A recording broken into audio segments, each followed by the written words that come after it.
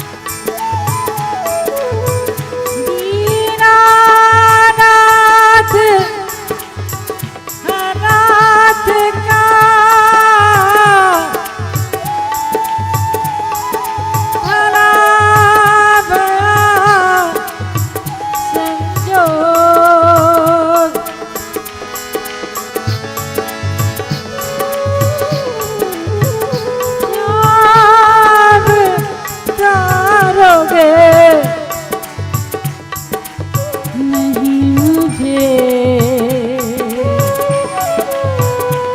मेरी हंसी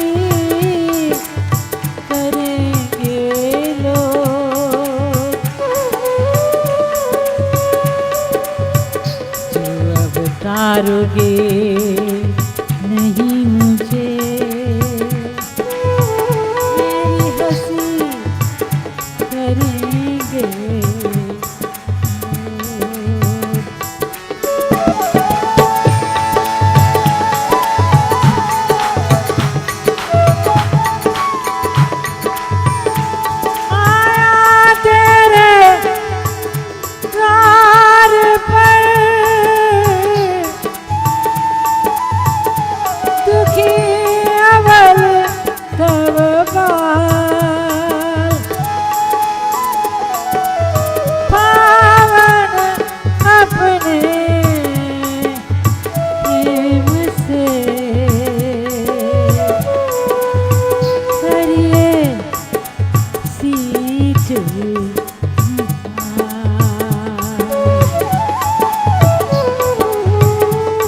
करुणा कर को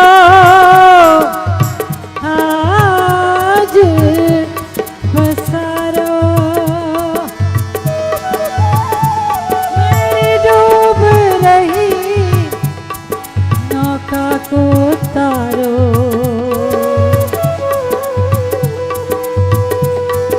लाज शर्म है हाथ तुम्हारे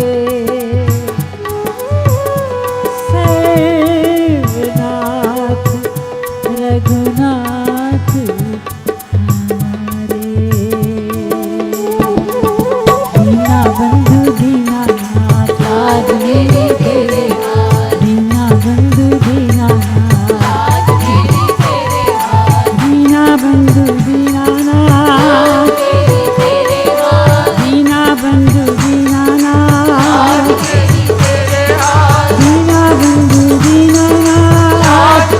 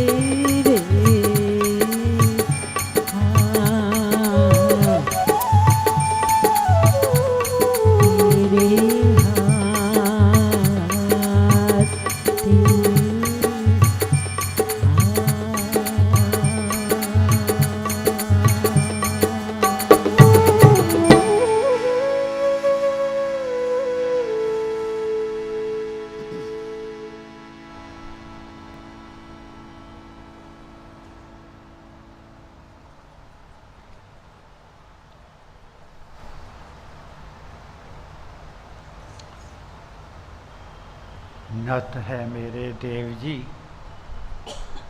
तब सम्मुख मम्मार, इसके ऊपर अब सदा रखियो मंगलहा। गुरु गोविंद दोनों खड़े ताके लागू पाए, बलिहारी गुरु अपने जिन गोविंदियों मिलाए। गुरु जी को करिए वंदना भाव से बारंबार, नाम सुनोखा से किया जिसने भाव से पा। क्या बताऊं आपको, क्या कहूं, दिल कैसे दिखाऊं आपको। आपके बिना यहाँ आए बिना जो इतने बरस काटे हैं, पता नहीं लगता सदियाँ हो गई हैं। आपके लिए दिल तड़पता रहता था। पिताजी की बात याद आती थी। पिताजी को जब तबीयत बहुत ख़राब होती थी तो हम कहते थे लुधियाने चलना है, कहते चलो।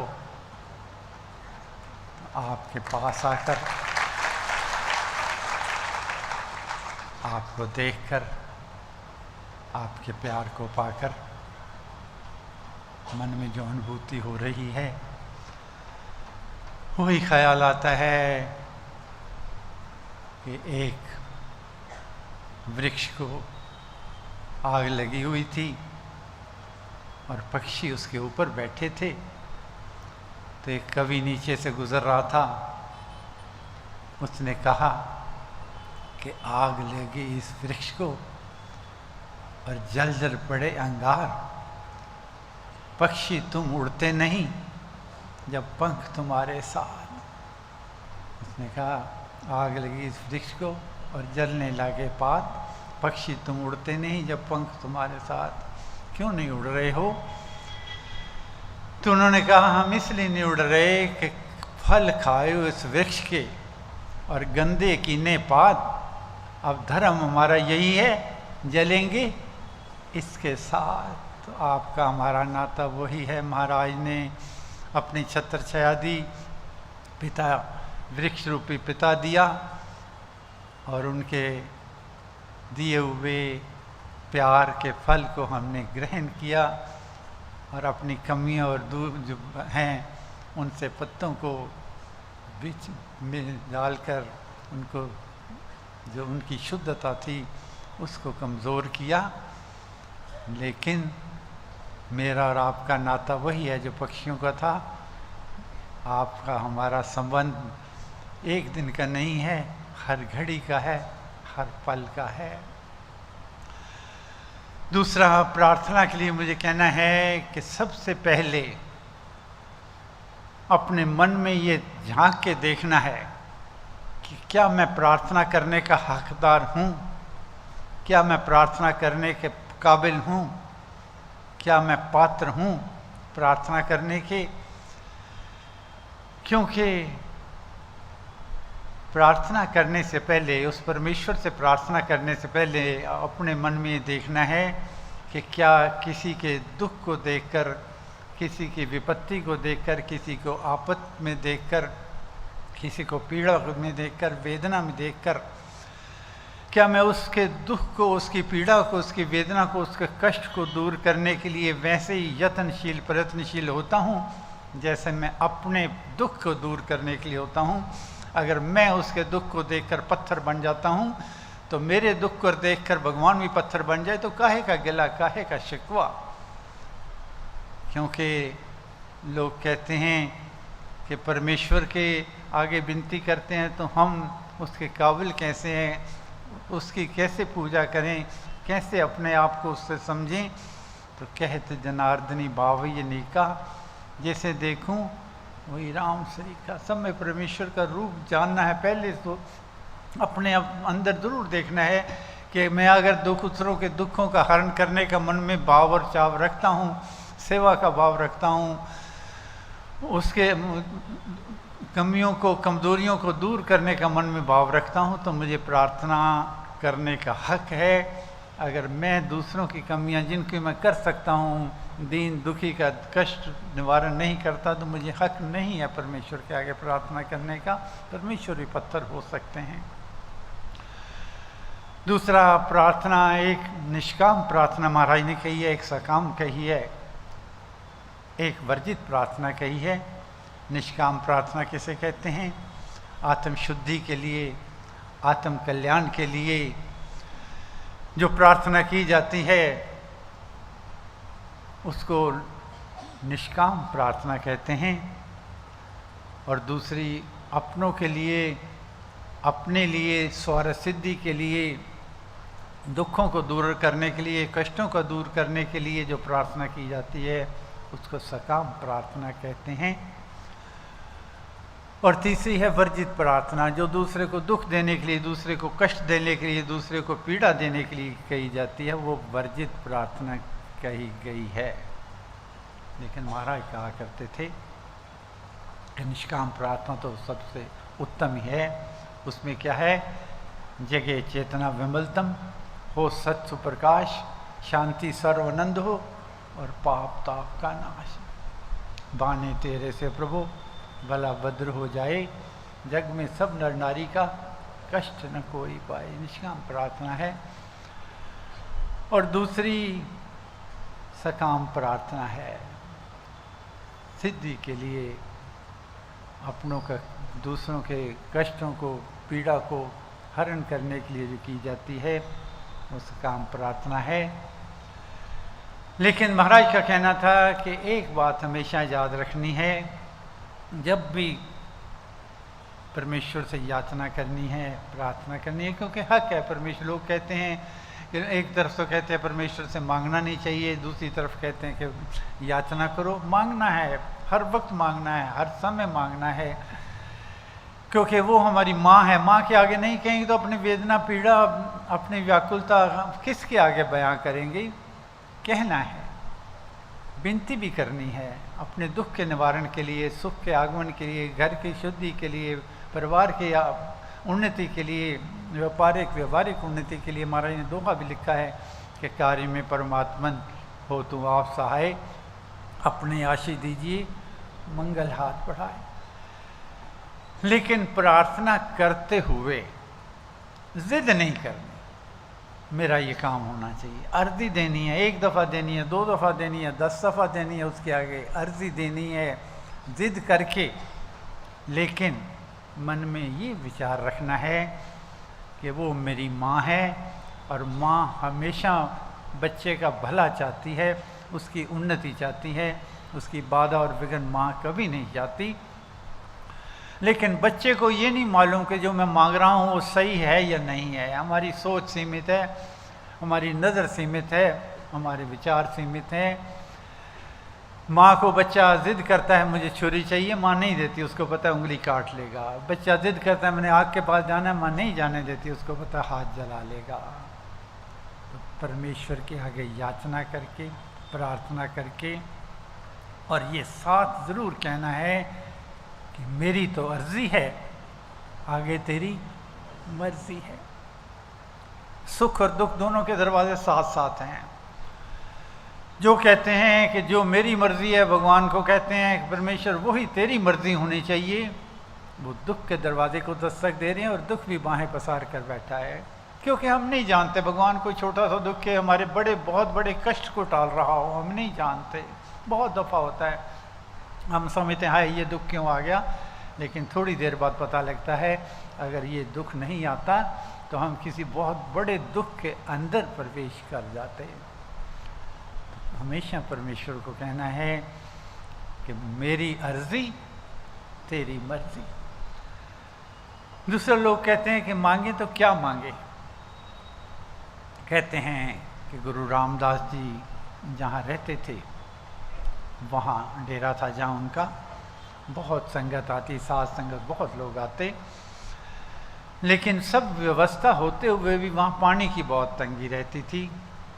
तो एक सेवक जाता अपनी मशक भर के दूर से 2 कोस पर, गर्मियों के महीने में पानी भर के लाता नदी से, संगत को पिलाता, और मशक ख़त्म हो जाती, फिर नंगे पाँव जाता, फिर भर के लाता, फिर संगत को पिलाता। लेकिन चुपचाप, उसको कोई न दिखावे की ज़रूरत थी, ना कहने की ज़रूरत थी, पीछे से आता, पीछे से चला जाता। एक दिन गुरुओं ने उसको देख लिया तो गुरुओं ने अपने सेवक को कहा कि फलां व्यक्ति जाता है और नंगे पैर जाता है, पानी भर कर लाता है, संगत को पिलाता है, उसको मेरे पास बुलाओ। उसको बुलाया गया। बुला के उन्होंने कहा, गुरुओं ने, कि बेटा हम तेरे पर प्रसन्न हैं, तू मांग, क्या मांगता है, आज तेरी हर इच्छा मैं पूर्ण करूँगा, तो बोल क्या चाहिए तेरे को। घबरा गया, वो तो डर के आया था मेरे से कोई गलती तो नहीं हो गई। घबरा गया, माथे पे पसीना आ गया, कहने के महाराज अगर आप इजाज़त दें तो मैं अपने घर जाकर अपने परिवार से, अपने बच्चों से सलाह करके आके पूछ सकता हूँ, बता सकता हूँ आपको, उनसे पूछ के आकर। उनका कोई बात नहीं, जाओ। घर गया। घर जाके बताया कि गुरु प्रसन्न हो गए हैं और कहते हैं जो मांगो मिलेगा। धर्मपत्नी कहने लगी कि धन का बहुत अभाव है, बच्चे बिलखते रहते हैं, उनसे धन मांग लो। कहने लगे ठीक है। चलने लगे तो फिर रात का समय था। फिर पत्नी कहती है धन तो फिर भी आ जाएगा, बेटियां जवान हो गई हैं, उनसे मांग लो कि बेटियों को अच्छे वर मिल जाएं, जिसकी जाई सुखी उसकी माई सुखी, बाकी चीज़ें तो आती रहेंगी। गुरुओं से मांगो कि बेटियां अच्छे घर चली जाएं। ये निर्णय करने वाले थे तो फिर पति ने कहा कि बेटियों के शादियां तो हो ही जाएंगी, बेटा नहीं है उनसे पुत्र रत्न मांग लेते हैं। कहने की ठीक है बेटा मांग लेते हैं। फिर निर्णय का बात समझ में नहीं आई, वो मांगे वो मांगे वो मांगे, कोई पूरी रात उलझन में कट गई, कुछ नहीं सोच पाए। अगले दिन दोनों पति पत्नी सुबह उठकर गए, गुरुओं को नमस्कार किया। कहने के बेटा आ गए? कहने हाँ महाराज आ गए।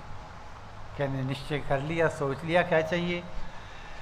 कहने महाराज सोच तो लिया है पर हम हैं अनपढ़ गवार आदमी, हमारे मुंह से कोई ऐसी बात निकल जाए जो कहने की ना हो, अज्ञान की हो, तो हम तो हिम्मत नहीं है बताने की। कहने लगे नहीं बेटा मैंने कह दिया, जो मांगोगे बेझिझक होकर बिना किसी फिक्र के आप मांग लो।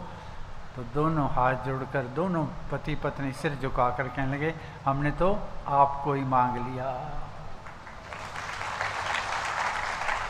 इतना कहने की देर थी, गुरुओं ने गले से लगा लिया और उसको आशीर्वाद दिया।